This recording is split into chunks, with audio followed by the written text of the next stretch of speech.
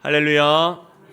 오늘 주일 예배로 함께 하신 모든 성도님들을 주님의 사랑으로 축복하고 환영합니다. 잘 오셨습니다. 여러분, 지난주 우리는 복음이라는 것이 단지 내가 예수 믿고 죽어서 천국에 가는 내세지향적 진리가 아니다 라는 것을 살펴보았습니다. 복음이라는 것은 이런 천국 소망뿐 아니라 내 삶의 의미를 다시금 깨닫게 하고 내가 오늘 지금 이곳에서 당하고 있는 삶의 모든 문제들을 하나님의 눈으로 바라보며 하나님 복음 안에서 해석하고 해결하는 주의 능력이다라는 것을 살펴보았어요. 왜냐하면 이 복음은 창세 전부터 하나님께서 작정하신 하나님의 복음입니다. 그리고 예수님의 그 역사성을 통하여서 증명되고 확증된 것이죠. 복음은 신화나 사람들의 허탄한 이야기가 아니라 하나님께서 계획하시고 예수님이 이 땅에 직접 임재하심으로써 그 역사 가운데 실존하심으로써 이루어내신 하나님의 능력이다라는 것이었어요. 그러하기에 이 복음은요, 우리의 모든 문제를 해결할 수 있습니다. 왜냐하면 예수님께서 이 세상 모든 문제의 한 가운데로 오셔서 모든 문제를 해결하셨고 십자가 대속을 통하여서 우리의 죄를 사하시며 우리를 구원해내셨기 때문이죠. 그러므로 우리가 이 복음을 붙잡을 때 우리 삶의 모든 문제 속에서도 하나님의 뜻을 발견할 수 있고 피할 길을 보며 그 문제를 이겨 나아갈 수 있다. 하나님의 능력을 경험할 수 있다라는 것을 살펴보았습니다. 할렐루야. 처음 듣는 얘기는 아니시죠? 그 내용을 가지고 이제 로마서의 말씀을 하나씩 살펴보면서 그렇다면 이 복음으로 나의 삶을 바라보고 해석하며 해결하는 것이 무엇인지를 함께 살펴보기 원합니다. 여러분 오늘 행복하십니까? 아멘. 제가 정말 좋아하는 이제 단어 중에 이제 행복이란 단어가 이제 순위권에 있어요. 아주 높은 순위권이죠. 저는 그냥 이 행복이란 단어를 그냥 그래서 읽거나 보거나 생각을 하면 그냥 기분이 좋아요. 누가 이걸 싫어하겠습니까? 사실 참 기분이 좋습니다. 그래서 이 행복이란 단어는 그런 의미는 저의 목회적인 방향성에서도 정말 중요한 위치를 차지하고 있습니다. 목회 방향성을 가지고 제가 무엇인가를 기도하고 계획을 세울 때도 이 행복이라는 것이 정말 주요한 지점 속에 지향점을 가지고 있죠. 그래서 우리 교회도 사실 하나님의 그 나라의 그런 모델하우스 같은 교회, 우리 가정도 하나님 나라의 작은 창문과 같은 가정을 꿈꿔요. 그래서 정말로 행복한 성도들의 모습을 통하여서 다른 이들이 하나님의 나라가 저런 모습이겠구나라는 것을 보고 한 가정의 작은 그런 모습을 통하여서 하나님의 나라가 저런 모습이겠구나라는 그 성도들의 삶을 통해 보여주는 것이죠. 그런 믿음의 공동체가 된다면 얼마나 행복할까라는 그런 마음을 이제 저 혼자 가지고 있습니다. 할렐루야. 여러분도 그런 마음을 한번 품어보시길 소원합니다. 여러분, 우리가 살아가면서 정말 행복하길 꿈꾸고 행복을 사실 누가 싫어하겠나라는 생각을 하는데요. 오늘 이 시대를 살아가는 사람들의 모습을 보고 또 많은 자료들을 찾아보면 이 시대가 참 불행하다, 참 슬퍼하는 사람들이 많다라는 것을 알 수 있어요. 사람들은 정말 이 시대 가운데에서 우울과 또 불안, 공황, 번아웃, 대인기피 같은 그런 스트레스성 질병, 정신질환의 환자들이 너무나 많아지고 있고 너무나 그런 어려움 속에 처해 있는 사람들을 볼 수 있습니다. 사실 예전에는 이런 스트레스성 질병은요, 특정 직업군이나 특정한 연령층에만 제한되는 질병이었죠. 소방관이라든지 아니면 대테러 운동을 하시는 그런 군인들, 좀 험한 위험한 일들을 하시는 분들이 트라우마로 그런 질병을 가지시는 경우도 있었어요. 근데 오늘 이 시대에는 어린아이서부터 청소년, 청년에 이르기까지 모든 세대를 망라하고 모두가 이런 스트레스성 질병을 가지고 살아가고 있고 어려움을 당하고 있더라는 것이에요. 그래서 오늘 이 시대를 정신적 팬데믹 시대 또는 우울증의 시대라고도 이야기합니다. 이런 스트레스성 질병이 전염병처럼 너무나 불특정 다수에게 확산되고 그들이 그 고통 가운데 어려움을 당하고 있는 이 시대를 반영한 것이죠. 사회 전체가 집단적으로 무력감을 느끼고요, 우울감을 느낍니다. 특별히 그런 정서들이 우리 젊은 청년들에게요, 가장 힘있고 능력이 나타날 그 젊은 청년들에게 여전히 나타나서 무기력증에 빠지고 미래에 대한 불안과 사회적인 고립의 정서를 나타내는 것이 오늘 이 시대의 특징이라는 것이죠. 참 아이러니한 상황이 아닐 수 없습니다. 역사상 오늘 이 시대가 가장 풍요롭고 가장 살기 좋은 시대라고 하는데 왜 사람들은 점점 우울하고 힘들고 불안해하는 것인가? 심지어 이런 스트레스성 질병은요, 여러분 빈부격차의 차이가 별로 없어요. 정말 특이한 상황이거든요. 원래 질병은 빈부격차의 차이가 굉장히 절대적으로 나는 것입니다. 그러니까 사실 우리나라의 의료 서비스가 너무 좋다 보니까 우리가 너무 좋은 의료진의 그런 서비스를 받다 보니까 잘 느끼지 못하는 건데요. 여러분 세계적으로 다 보면요. 정말 빈부격차, 자본주의 안에서 의료 서비스를 받지 못해서 고통당하는 사람이 너무나 많아요. 제가 다녀왔던 이제 케냐는 사실 뭐 우리나라랑 비교할 건 아니지만 그 케냐는 모든 원주민들이 다 말라리아균을 가지고 있거든요. 말라리아 모기가 서식하는 지역이니까요. 평상시에는 그냥 생활을 하다가 이렇게 한 번씩 비가 와요. 비가 오면 그들의 집이라는 것이 사실 나무로 엉겨 지어서 이제 지은 움막이기 때문에 비가 다 셉니다. 그러면 장년들은 괜찮지만 어린 아이들은 그 비를 맞으면 체온이 떨어지고 감기에 걸리면 이 말라리아균이 다시 활성화돼요. 그러면 그때 먹어야 될 약이 있습니다. 그 알약 하나가 500원인데 그 500원짜리 알약이 없어서 많은 아이들이 죽어요. 사실 뭐 그 동네는 굶어 죽는 아이들이 태반이니까 뭐 500원짜리 알약이 사실 어디 있겠냐라고 생각할 수도 있습니다. 근데 여러분 이것이 수백 년 전 이야기가 아니고요. 불과 20여 년 이야기고 사실 오늘 아프리카는 여전히 1년에 900만 명 이상의 아이들이 굶어 죽고 있습니다. 정말 비참한 현실이죠. 이것이 자본주의 안에서 의료 서비스의 차이로 인해 나타나는 현실이에요. 근데 독특하게도 이 스트레스성 질병은 빈부격차가 없어요. 부환자나 빈환자나 건강한 자나 약한 자나 누구든지 다 온 세대, 모든 사람들이 오늘 이 시대에 질병 가운데 어려움을 당하며 우울증을 느끼기도 하고 불안감을 느끼기도 하고 공포장애를 느끼기도 하고 너무나 답답해하며 슬퍼하며 살아가고 있다는 것이죠. 그렇다면 왜 이런 시대가 열렸을까? 또 다시 처음 질문을 돌아가세요. 여러분 정말 오늘 행복하십니까? 내가 그래도 이렇게 두 발로 걸어서 교회에 나와서 예배를 드리니, 아니면 내가 여기저기 좀 아프긴 하지만 그래도 약으로 다스릴 수 있으니 그 내가 너보다는 행복하다, 이거 아니고요. 그거 아니고 우리 마음 깊은 곳에서 정말 나의 존재 자체로 행복하냐는 것이에요.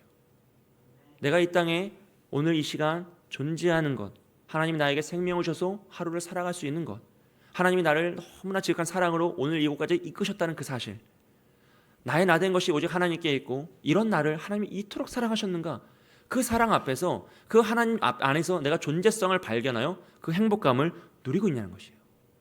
그것을 깨닫고 누릴 때에만 나는 나 존재로 행복할 수 있고요, 내 옆에 믿음의 동역자가 있다는 사실로 행복할 수 있고요, 우리에게 아름다운 신앙의 공동체를 주시며 행복하고 믿음의 가정 주시고 사랑하는 가족 주시며 행복할 수 있습니다. 할렐루야. 여러분 우리 옆에 계신 분들과 인사 나누겠습니다. 여러분 때문에 행복합니다. 권사님 때문에, 장로님 때문에, 집사님 때문에 행복합니다. 우리가 서로에게 행복의 존재가 되는 것이에요. 여러분 만약에요 이 행복감의 의미를 깨닫지 못한다면요, 우린 잠시 일이 잘 될 때 행복할 수 있어요. 소원이 이루어질 때 행복할 수 있습니다. 학생들은 원하는 대학에 합격할 때 행복하고요, 취업을 준비하는 청년들은 원하는 회사에 취업할 때 행복하고요, 결혼을 준비하던 사람들은 결혼식을 할 때 행복할 수 있어요. 하지만 언제 그랬냐는 듯이 한순간에 불안이 닥쳐올 수 있습니다. 다시 한번 어려워지고 삶이 어려워지고 내 마음이 불안하고 심지어 행복한 그 순간에도 이 행복이 언제 사라질 것인가를 두려워하며 염려 가운데 사로잡힐 수 있다는 것이죠. 왜냐하면 이 세상에서 우리를 엄습하고 있는 이 불안과 불행, 공포, 이 답답함의 문제는요, 우리의 힘으로 의지하고 우리의 힘으로 해결할 수 없는 하나님과 단절된 죄인이 가지고 있는 본질적 상실의 문제이기 때문이에요. 하나님과 떨어져 버린 이 죄인이 이 본질적으로 영혼의 상실감을 가지고 갈급함을 가지고 있는데 그 무엇으로도 우리의 힘으로는 채울 수 없다는 것이죠. 우리가 다 알다시피 아담과 하와가 선악과를 따먹는 범죄로 인하여서 스스로 하나님 되기 시작하였어요. 그래서 이제 자신의 인생을 모든 사람은 다 자기 마음대로 살아갑니다. 스스로 하나님 되어 스스로 주인 되어 모든 것을 결정하고 살아가죠. 이것이 우리의 인생입니다. 그런 사람들은요, 자신이 스스로 하나님 되었다는 것이 얼마나 의롭고 바르고 잘한 행동인지를 증명해내기 위하여서 더 부단히 힘써 살아갑니다. 성공을 꿈꾸기도 하고요, 사회적으로 공헌하기도 해요, 어려운 이들을 도우며 선행을 하기도 합니다. 왜요? 내가 내 인생의 주인이 되어 이렇게 살아가는 것을 잘하였다라고 증명해내야 되기 때문이죠. 결국 자신의 죄가 드러나지 않고 스스로 의로움을 드러내어서 자신을 증명해내야 되기 때문에 그 모든 것에 힘쓰며 나아가는 것이죠. 자신의 그 마음속에 하나님으로부터 단절된 그 결핍과 그 부족함을 무엇인가로 채우기 위해서 더 집착하고 부단히 그것을 의존하며 살아가는 것이에요. 그래서 어떤 이들은요, 성공에 목매이기도 합니다. 또 어떤 분들은 물질에 목매기도 하고 자아실현과 선행에 힘쓰는 분들도 있어요. 가지각색이죠. 하지만 그 모든 것들은 스스로 보기 좋은 바벨탑을 쌓는 것에 불과해요. 또 반대로 어떤 이들은요, 향락에 물들기도 해요. 쾌락에 빠지기도 하고 그것들을 그 의존함, 그 상실감을 잊어버리기 위해서 무엇인가에 더 빠져들며 집착하며 살아가는 것입니다. 결국 인간은 하나님과 단절된 이 실존적인 부족함을, 그 결함을 스스로 해결할 수 없음에 또 무엇인가를 집착하여 만들어내고 그것을 더 간구하며 간절히 살아가죠. 하지만 이 모든 것은요, 또 다른 우상을 만들어서 자신의 부족함을 채우고자 하는 인간의 욕망일 뿐인 것이에요. 그리고 그 결론은 허무와 허망함, 포기로 나아갑니다. 그 모습을 잘 보여주는 게 오늘 이 시대의 포스트 모더니즘의 사회이죠. 사람들은 다 자신이 의롭다, 자신이 생각이 진리다라고 이야기하죠. 절대 진리는 다 의미가 없고 내 생각과 내 마음대로 내 뜻을 지키며 살아가는 것이 옳다라고 여기며 살아가요. 하지만 결국에는 그 모든 것을 아무리 지키며 살아가도 내 안에 결핍을 채울 수 없고 내 안에 외로움과 우울함과 불안을 해결할 수가 없습니다. 결국 그 모습 속에서 오늘날 더 많은 스트레스성 질병이 나타나고 많은 사람들이 불안해하며 공황장애와 대인기피, 어려움들을 당하며 살아가고 있는 것이죠. 그리고 또 고독사와 자살의 문제들이 계속적으로 번져나고 있어요. 이것이 결국 허무와 포기의 문화를 만들어가는 것이죠. 반대로 이 결핍을 해결하기 위해서요, 또 향락에 빠져드는 문화도 너무나 크죠. 여러분, 이 시대의 성적인 타락에 대해서는 더 이상 설명을 드리지 않아도 우리가 다 알 만큼 오늘 이 시대는 너무나 음란과 우상숭배의 문화로 가득 차 있어요. 이것은 결국 온 세상을 자신의 뜻으로 해결하고자 하는 인간이 만들어낸 욕망의 상징일 뿐이고요. 그 결론은 허무함과 쾌락에 빠져있는 절망의 모습인 겁니다.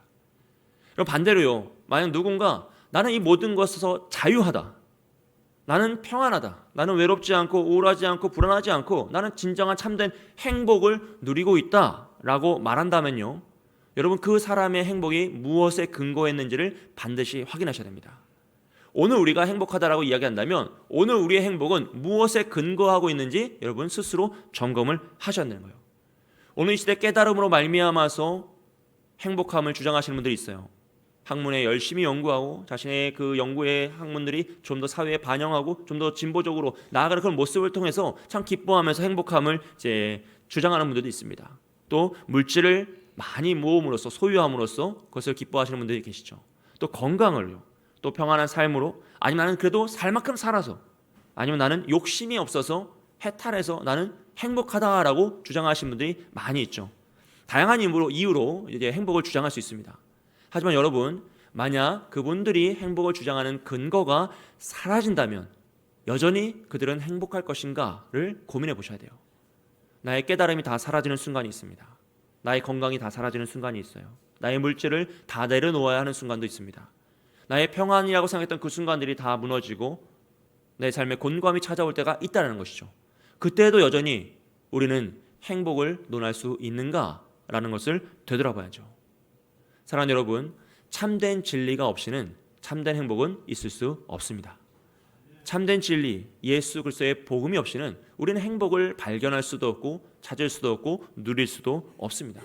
나라는 존재가 정말 주님 안에서 얼마나 사랑받고 존귀한 자인지 나 스스로 증명해내는 것이 아니라 하나님으로부터 말미암아서 증명받고 나에게 이런 귀한 인생을 허락하여 주시고 오늘이라는 선물을 허락하여 주셔서 내가 이것을 기뻐하며 살아갈 수 있는 것, 그것을 깨달을 때 우리는 비로소 행복의 영역으로 넘어갈 수 있어요. 하나님 우리에게 더 높이, 더 멀리, 더 많은 바벨탑을 쌓는 것이 아니라 창조주 하나님께서 우리와 늘 함께 하시기 위해서 우리에게 주셨던 그 각자에게 주신 고유한 은사요, 우리에게 주신 각자의 은혜를 누리며 살아갈 때 우린 비로소 하나님의 뜻을 분별하며 비교와 세상의 그런 가치관에서 자유함을 얻으며 참된 행복으로 나아갈 수 있는 것이죠. 그때 우리는 더 이상 세상의 결과에 집착하지 않습니다. 비교에 집착하지 않아요. 내가 무엇인가를 더 어떻게, 더 많이, 더 높이, 더 멀리 그것에서 자유하며 참된 행복한 삶을 살아갈 수 있는 것이죠.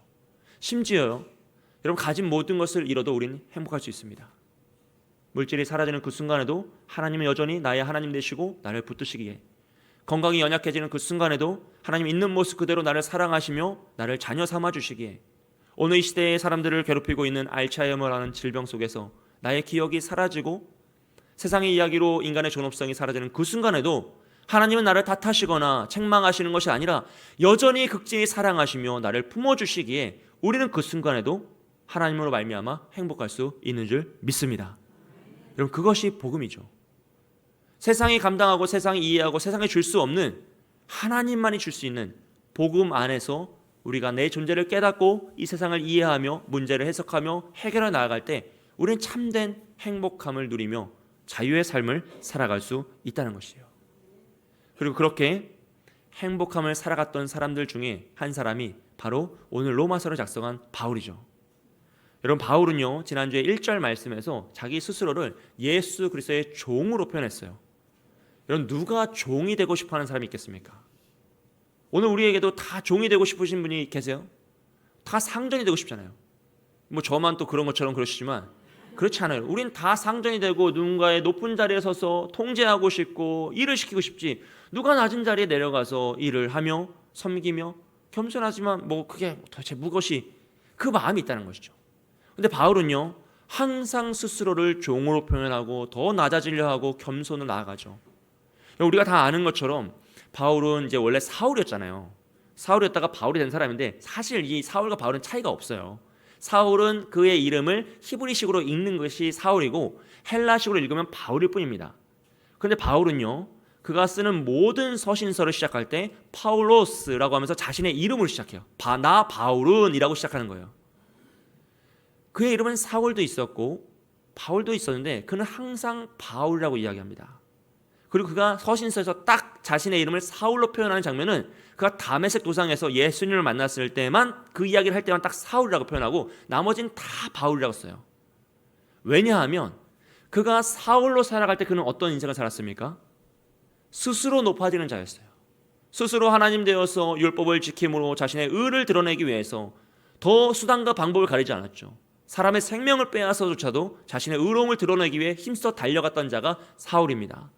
그러기 위해 그는 그 이름을 하나님의 복음의 능력을 나타낼 때에만 자신의 교만을 드러내기 위해서 사용하고요, 나머지에서는 다 쓰지 않는 거예요. 그가 예수님을 만나 복음을 듣고 바울이 되었을 때 그는 어떻게 합니까? 스스로를 낮추죠. 더 이상 자신의 의로움을 드러내지 않습니다. 무엇인가를 행해서 의로움을 드러내지 않고 오직 주의 복음만을 드러내며 더 낮아지기 위해서, 겸손하기 위해서 종이 되고 나중에 스스로 괴수가 되었다라고 표현하면서 자기를 낮추죠. 오직 주의 복음의 능력이 자신의 인생을 이렇게 바꾸었다라는 것을 이야기합니다. 이 세상이 이야기하는 행복과는 전혀 다른 인생이 아니겠습니까? 사울의 인생은 오늘 이 시대가 이야기하는 정확한 행복의 모습이에요. 스스로 쟁취해내고 높아지고 더 힘있게 살아가서 행복을 추구하는 것입니다. 하지만 바울의 인생은요, 이 시대와는 정반대의 삶이에요. 고통당하는 것이고 억압당하는 것이고 내려놓고 포기하는 것입니다. 근데 바울은 그 모든 삶을 살아갈 때요, 단 한순간도 불안을 이야기하지 않아요. 공포를 이야기하지 않습니다. 내가 지금 너무 두려움에 사로잡혔다고 이야기하지 않아요. 그는 얼마나 많은 고통을 당했습니까? 얼마나 많은 아픔을 당했습니까? 오늘 이 시대로 따지면 정말로 트라우마를 걸려도 수없이 걸려요. 그는 돌멩이만 봐도 벌벌 떠는 사람이 돼야 돼요. 왜요? 돌멩이 맞아 죽을 뻔했단 말이에요. 항해를 하다가 산적을 만나고 얼마나 많은 고통을 당했습니까? 그 모든 것들이 그의 마음에 억압이 되고 통제가 되고 얽어매는 그 짐이 되어야 되는데 그는 오히려 자유하다 이야기해요. 그는 너무나 행복하게 그의 사역을 다 감당하며 감사의 찬양을 올려드리죠. 왜냐하면 그가 복음 안에서 완전히 변화했기 때문이에요. 복음으로 자기의 존재를 깨닫고 복음으로 자신의 인생을 바라보고 이 세상을 해석하며 나아갔기 때문에 완전히 새로운 인생, 이 세상이 그 무엇도 주지 못하는 참된 행복의 삶을 살아가고 있다는 것입니다. 그래서 바울은 늘 자신을 바울로 표현하는 것이죠. 사랑하는 여러분, 이것이 복음의 본질을 통하여서 자신을 깨닫고 이 세상을 해석하는 믿음의 삶입니다. 오직 복음으로 모든 문제를 바라보고 해석하며 해결해 나가는 삶이죠. 그리고 오늘 우리도 바울과 동일한 복음을 받은 줄 믿습니다. 그러므로 우리도 이 복음으로 나를 바라보고 나의 존재를 깨닫고요, 이 세상의 이치를 해석하며 문제를 해결하여 나아갈 때 이 바울과 같은 능력의 삶을 살아갈 수 있다는 것이죠. 그 모습을 조금 더 자세하게 보여주는 것이 오늘 본문의 말씀이에요. 오늘 본문의 말씀은 바울이 로마 교회에게 편지를 보내면서 내가 너희를 꼭 찾아가서 만나고 싶다라는 것을 전하고요, 너희를 통해서 더 믿음의 확장을 위하여 선교를 나아가고 싶다라는 바람을 전하는 내용입니다. 오늘 이 내용을 살펴보면요, 바울이 이제 사울에서 바울로 변하면서 복음이 그를 어떻게 변화시켰는지를 볼 수 있어요. 첫째로는요, 감사의 내용이 다릅니다. 우리 8절 말씀 다 함께 읽겠습니다. 함께 읽습니다. 먼저 내가 예수 그리스도로 말미암아 너희 모든 사람에 관하여 내 하나님께 감사함은 너희 믿음이 온 세상에 전파됨이로다. 아멘. 바울은요, 로마라는 지역에 복음이 전해지고 그곳에서 믿음의 성도들이 일어나 교회가 생겼다라는 것을 듣고 너무나 기뻐한다라고 그래요. 근데 사실 바울은 로마에 간 적도 없고 로마 사람들을 만난 적도 없고 심지어 로마 교회가 바울을 뭐 돕겠다라고 약속한 적도 없습니다. 사실 아무 관계가 없어요. 뭐 바울도 로마를 알고 로마 사람들 바울이라는 사람을 알았겠죠. 하지만 직접적인 관계가 아무것도 없습니다. 그럼에도 바울은 그들이 믿음 안에서 성장하고 자라나고 있다는 사실을 너무나 기뻐하며 하나님께 감사한다라는 것이죠. 여러분, 이게 조금만 이제 이해를 해보면 살짝 우리의 정서랑은 이제 다르죠. 많이 달라요, 사실. 이제 우리나라는 이제 개교회 중심의 신앙생활을 하는 나라이잖아요. 공교회성보다는 우리는 개교회 중심, 우리 교회 중심이죠. 그래서 우리 교회가 복음의 역사가 나타나고 성도가 부흥하며 죽었던 자가 살아나는 그런 역사가 일어나면 너무나 감사하지 않겠습니까? 또 저만 감사한 건가요? 네. 아니죠. 너무나 감사한, 이건 누구나 다 감사할 일이에요. 그런데 우리 교회 말고 저 옆 동네 교회에 그런 일이 일어나고 있는 거예요. 그럼 갑자기 우리 마음속에 막 감사가 일어나요? 그건 원래 되게 감사한 일이거든요. 여러분, 이게 잘 이해하셔야 돼요. 이건 복음 안에서 너무나 감사한 일이에요. 어디선가 죽었던 자가 살아나고 구원받고 영혼이 회복되는 것은 모든 믿는 자는 이 공교회성, 보편적 진리 안에서 다 감사의 찬양 올려드릴 일이에요. 그런데 우리는 시큰둥해요. 왜요? 우리 교회가 아니니까요. 선교지에서도 복음의 역사가 일어나면 어느 선교지에서 그 일이 일어나야 돼요? 우리 선교사님 지역에서 일어나야 돼.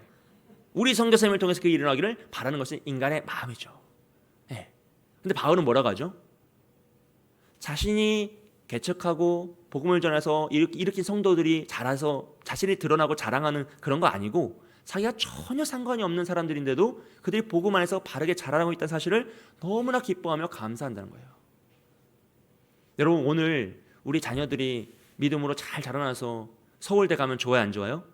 좋아요. 원하는 직장에 취업하면 좋아요, 안 좋아요? 좋아요. 또 원하는 사람과 결혼해서 아름다운 가정을 이루면 너무나 좋아요. 감사한 일이에요. 근데 내 옆집 자녀가 서울대 가면 좋아요, 안 좋아요? 원래 좋은 일이에요. 좋은 일, 너무 좋은 일이에요. 누군가가 원하는 직장에 취업하고 누군가가 좋은 일을 겪었다라고 하면 참 감사한 일이에요. 근데 우리의 마음속에 이 감사라는 영역이 사실은 너무 한정되어 있다는 거죠. 그럼 바울의 모습을 통해서 우리의 감사를 되돌아봐야 합니다. 오늘 우리가 감사하는 것은 무엇입니까? 내 뜻이 이루어지고 내가 잘 되고 무엇인가가 기도가 응답되었을 때 감사한 거 너무나 중요한, 그건 당연히 해야 되는 일이죠. 하지만 이 바울과 같은 복음을 받은 우리는 이제 이 감사의 영을 조금 더 확장시킬 필요가 있다는 것이에요. 우리 교회를 넘어서 교회 공교회성으로 지역과 사회를 위해서 기도하면서 그 일들이 일어날 때 기도하고 감사하고요. 나의 자녀들뿐만 아니라 내 옆집의 자녀, 뒷집의 자녀, 앞집의 자녀, 윗집의 자녀, 모든 자녀들이 잘 되고 우리 가족들이 잘 되는 일들을 보면서 기뻐하는 거죠. 사돈이 땅을 사면 기뻐하는 거죠. 네, 감사하는 거예요. 그런 영역으로 복음이 우리를 확장시켜 간다는 거죠. 그리고 더 나아가서 여러분, 사회 정의와 공의를 위해서 기뻐해야 됩니다. 이 사회의 정의와 공의가 지켜질 때 우리 기뻐하며 하나님 앞에 감사드려야 돼요. 왜냐하면 그때 기뻐하고 감사하지 않잖아요. 그럼 불의함, 정의가 지켜지지 않아서 불의함이 일어났을 때도 우리 마음속에 답답함이 없어요. 이해되십니까? 내가 당하지 않으면, 우리 가족이 당하지 않으면 이 사회가 불법하고 불의하고 정의가 지켜지지 않는데 그것이 답답하지 않아서 기도하지 않는 거예요. 간구하지 않는 거죠. 그것은 잘못된 겁니다. 우리가 이 정의와 공의가 지켜지는 것을 기뻐하며 하나님께 감사드릴 때 비로소 불의를 미워하고 그것을 대적하며 싸울 수 있게 되는 거예요. 우리 감사의 영역이 복음으로 말미암아 바울처럼 더 넓어지시길 주님의 이름으로 축복드립니다. 두 번째로는요, 기도의 내용이 달라요. 여러분 9절과 10절 말씀을 다 함께 읽겠습니다. 시작. 내가 그의 아들의 복음 안에서 내 심령으로 섬기는 하나님이 나의 증인이 되시거니와 항상 내 기도에 쉬지 않고 너희를 말하며 어떻게 하든지 이제 하나님의 뜻 안에서 너희에게로 나아갈 좋은 길 얻기를 구하노라. 아멘. 바울은 자신이 알지 못하는 사람들이 믿음으로 잘 성장하고 있다는 것을 기뻐하면서 감사를 올려드리고요. 그들을 위하여서 늘 기도하고 있다라고 이야기해요. 내가 너희를 위해서 항상 기도하고 있어. 또 내가 어떻게든지 너희에게 찾아가서 너희를 만나고 너희에게 그 더 좋은 것을 선물하기 위해서 나는 정말 기도하고 있어 라고 간구하는 거죠. 그리고 그런 일을 위해서 로마에 가고 싶어 하고요. 또 로마 교회를 통하여서 그 당시에 땅끝이라고 생각했던 서바나, 스페인 지역까지 복음을 전하려고 했던 것입니다. 여러분, 이 바울의 기도의 내용을 한번 보세요. 바울은 복음으로 자신의 존재를 깨닫고요. 그 존재, 그 복음으로 이 세상의 문제를 바라봐요. 그때 어떻게 되죠? 이 세상에 죄가 만연한 거잖아요. 그리고 그 복음으로 이것을 어떻게 해결할까를 찾았더니 복음을 확장하는 것밖에 없는 거죠. 왜냐? 그는 사역자였기 때문입니다. 그래서 그것을 위해서 간구하며 소원하며 기도하고 있는 것이에요. 여러분, 우리가 복음으로 나의 인생을 해석하고요, 삶의 문제를 바라보고 또 해석하고 문제를 해결할 때요, 답은 다 달라요. 사역자는 사역자이기 때문에 저희는 복음의 영역으로 뛰어드는 것이고, 교사들은 교사의 영역으로 뛰어드는 것이고, 회사원들은 회사원의 영역으로 뛰어드는 것이고, 그러니까 군인들은 군인의 영역으로 뛰어드는 것이고, 주부는 주부의 영역으로 뛰어드는 것이에요. 이해되시죠? 각자에게 주신 고유한 은사와 능력이 있기에 하나님께서 주신 나의 문제를 복음으로 해석하여서 그 문제로 내가 뛰어들어서 어떻게 이것을 해결할까? 하나님 뜻이 무엇일까를 간구하며 나아갈 때 우린 비로소 기도의 영역이요, 넓어져요. 깊어집니다. 우리의 기도의 내용들이 무엇입니까? 다 우리의 필요에 대한 간구이죠. 여러분, 당연한 것이에요. 너무나 잘하고 계세요. 그 필요에 간구를 하십시오. 하지만 여러분, 생각해 보세요. 나의 기도가 다 응답되면 정말 여러분, 우리는 행복할까요? 지금까지 기도했던 게 다 응답됐어요. 그러면 정말 행복할까요? 제가 어떤 분이 책에서 우리의 기도가 응답되지 않는 것이 은혜다라는 이제 반증적인 이야기를 하세요. 왜냐하면 우리는 죄인인지라 우리의 기도에는 허탄한 기도가 섞여 있다는 것이죠. 주여, 차라리 죽여주옵소서, 응답! 이러면 누가 좋아하겠냐는 것이에요. 이해되십니까? 우리도 모르게 하는 기도 중에는 허탈한 기도가 섞여 있을 수 있어요. 때로는 하나님께서 예스라고 응답하실 때도 있고, 안 된다라고 막으실 때도 있고, 기다리라고 보류하실 때도 있습니다. 그래서 하나님의 응답의 영역은 하나님의 역사이기 때문에 하나님 뜻에 맞춰서 우리를 이끌어 가시는 거죠. 여러분, 우리가 하고 싶은 말을 다 하고 하고 싶은 행동을 다 하면 정말 행복할까요? 가정에서 내가 하고 싶은 말을 다 해버리고 사람들에게 내가 하고 싶은 행동을 다 해버리고 정말 무법한 자인 것처럼 막 그렇게 살아가면 정말 나는 행복할까요? 그런 시대가 행복하겠습니까? 그렇지 않다는 거죠. 인간은 욕망상, 욕구상 그것을 다 하면 행복할 줄 알지만 사실 참된 행복은 그렇지 않다는 것입니다. 그럼 바울의 이 기도를 통해서 우리의 기도를 되돌아보기 원해요. 그리고 이 복음이 우리를 더 깊은 기도의 세계로 이끌어가길 원합니다. 무엇을 위해서 기도해야 합니까? 이 복음이 어떻게 나의 문제를 해결할 수 있을까를 고민하시고 기도하시면 하나님께서 그것을 답으로 찾아가게 하시는 거죠.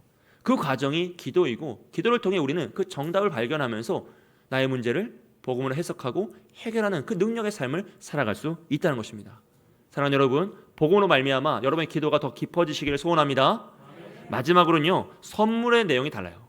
여러분, 11절 말씀을 보겠습니다. 함께 읽습니다. 내가 너희 보기를 간절히 원하는 것은 어떤 신령한 은사를 너희에게 나누어 주어 너희를 견고하게 하려 함이니. 아멘. 바울은 로마 교회에 신령한 은사를 나누어 주고 싶다라고 하죠. 이게 9절에서는 아들의 복음이었고 11절에서는 신령한 은사입니다. 즉 하나님 성령의 능력이죠. 복음으로 믿음이 자라난 이 로마 교회 성도들이 이제 성령세를 받고 성령의 은사, 성령의 능력을 체험하여서 이 불시험을 이기는 믿음의 사람으로 견고히 서기 위해서, 그 모든 고난을 능히 감당하는 믿음의 세대로 일어나기 위해서 그는 신령한 은사, 성령을 그들에게 전해주길 원한다라고 이야기했어요. 여러분, 이 선물의 특징은요, 가지고 있는 자만이 줄 수 있다는 것이에요. 그리고 복음은 받은 사람만이 나눠줄 수 있고요, 성령은 체험한 자만 설명할 수 있습니다.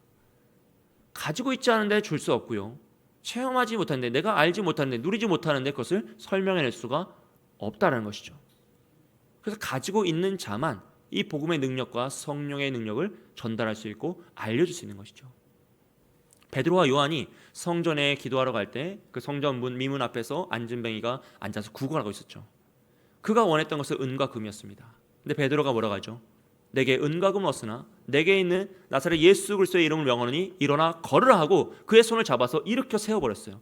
그리고 나서 그들은 기뻐하며 걷고 뛰며 주를 향하여 성전으로 들어갑니다. 여러분, 우리도 살면서 많은 이들에게 선물을 합니다. 또 앞으로도 선물을 하시겠죠. 또 자녀들에게도 많은 선물을 주셨고 앞으로도 주실 거예요. 여러분 잘 기억하셔야 돼요. 이 세상의 은과 금은요, 그들을 성전 안으로 이끌 수 없습니다. 원래 은과 금은 성전 밖을 향하는 도구이기 때문이에요. 오직 주의 복음, 예수 그리스도의 이름, 복음만이 그들을 성전 안으로 이끌 수 있는 도구가 되는 것이에요. 만약에 베드로와 요한에게 은과 금이 있어서 그들이 불쌍한 마음에 그 구걸하는 자에게 은과 금을 줬다면 그가 어떻게 했을까요? 기뻐하며 그것을 가지고 세상을 향해 나아갔겠죠. 왜요? 먹고 살아야 되니까요. 근데 그때 은과 금이 없이 내게 있는 예수 그리스도의 이름으로 일어나 걸으라고 그를 이렇게 세웠더니 그가 함께 주를 찬양하며 기뻐 뛰며 성전 안으로 태어나서 처음으로 들어가게 되는 것이에요. 오직 복음만이, 오직 주의 능력만이 우리가 사랑하는 자녀들을 성전 안으로 이끌 줄 믿습니다. 오직 복음만이 우리가 사랑하는 우리 이웃들과 우리 가족들을 성전 안으로 이끌어올 수 있다는 것이죠. 자녀들을 양육하고 잘 건강히 키우는 거 너무나 중요한 일이에요. 여러분 잘 감당하시고 또 감당하신 줄 믿습니다. 하지만 우리가 자녀들에게 물려줄 유산 중에 가장 귀하고 중요한 유산은 믿음의 유산인 줄 믿습니다. 그 믿음만이, 그 복음만이 그들을 평생토록 주님께 붙잡힌 바가 되고 성전 안으로 이끌어오며 그들이 구원의 역사, 천국 소망뿐 아니라 그들의 인생에 발생하는 모든 문제를 복음으로 해결하고 능력을 체험하는 믿음의 역사를 일으키는 삶을 살 수 있게 하기 때문이죠. 사랑하는 박연자 권사님, 지난주에 하나님께서 부르셔서 천국으로 이사하셨어요. 그 과정 가운데 장례를 치르면서 우리 한성 집사님을 통해서 권사님이 마지막 순간 병원에서 구원자요, 구원자요라고 큰 소리로 한 5분 정도를 외치셨다는 소식을 들었습니다. 이 모습이, 이 고백이 얼마나 아름다운 고백이고 얼마나 귀한 간증의 모습입니까? 그 모습을 본 자녀분들과 또 그 모습을 전달받은 우리 후손들이 얼마나 그 마음속에 확신과 믿음의 표징을 삼을 수 있는 증거가 되겠습니까? 정말 나의 할머니가 한평생 구원자를 붙잡고 복음 안에서 살아가셨고 마지막 순간 주를 찾으며 주의 품에 안기셨다라는 정말 그 믿음의 고백이 얼마나 귀한 믿음의 유산으로 전달되겠냐는 것이죠. 저는 이 말씀을, 이 간증을 들으면서 정말 나라면 그럴 수 있을까라는 생각을 해요. 마지막, 정말 우리에게 마지막 순간이 다가올 때 여러분 우리가 구원자요, 구원자요라고 외칠 수 있을까라는 확신이 있으십니까?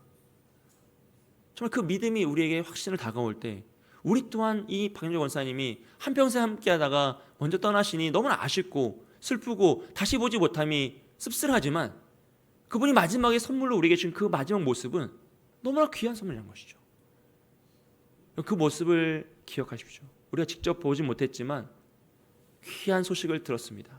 그리고 우리 마음속에 구원자요, 구원자로 외쳤던 그 권사님의 모습을 되새기시면서 과연 나는 정말 마지막 순간 구원자의 이름을 부르며 주님 내가 여기 있습니다, 나를 붙잡아 달라고 간절히 외칠 수 있을 것인지 되돌아보는 그런 우리의 마음이 되었으면 좋겠어요.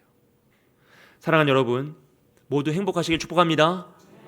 다만 이 세상에서 이야기하는 그 무엇인가를 채우고 소유하고 높이 쌓아서 행복하다는 착각이 아니라 정말 주님 안에서 나라는 존재를 깨달았어요. 나 같은 존재를 하나님이 이토록 사랑하셨구나. 오늘도 이렇게 사랑하시고 나에게 이 귀한 생명의 하루 선물을 주셨구나. 오늘 이렇게 예배드릴 수 있는 시간을 주셨구나. 하나님이 나를 오늘 이것까지 이끄셔서 정말로 나를 붙잡고 계시는구나. 그 존재를 깨달음으로 참된 행복을 누리시고 그 누구도 빼앗아갈 수 없고 누구도 막을 수 없는 그 하나님의 사랑을 복음 안에서 평생토록 누리셔서 참된 행복을 살아가는 저와 여러분이 되시길 주님의 이름으로 축복드립니다. 함께 기도하겠습니다.